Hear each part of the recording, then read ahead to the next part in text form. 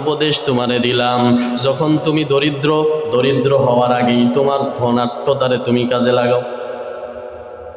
ওয়া ফারাগাকা ক্বাবলা শুগুলিক, তোমার ব্যস্ততা আসার পূর্বে তোমার অবসরটারে তুমি কাজে লাগাও। এইভাবে 4টা উপদেশ দিয়া নবীজি লাস্ট পর্যন্ত বললেন, রে সাহাবী ভালো করে শুনে নাও, ওয়া হায়াতাকা ক্বাবলা মাউতিক, পড়েন আল্লাহু আকবার।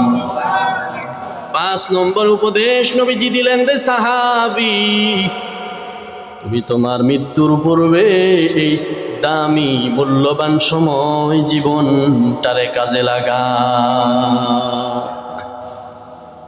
এই জীবনটারে কাজে লাগা, অনেক আমলের লাইনে আগাইয়া যাও। এই জীবনটারে কাজে লাগাও, নেক আমলের লাইনে আগাইয়া যাও, আল্লাহর জান্নাতের মেহমান হয়ে যাও।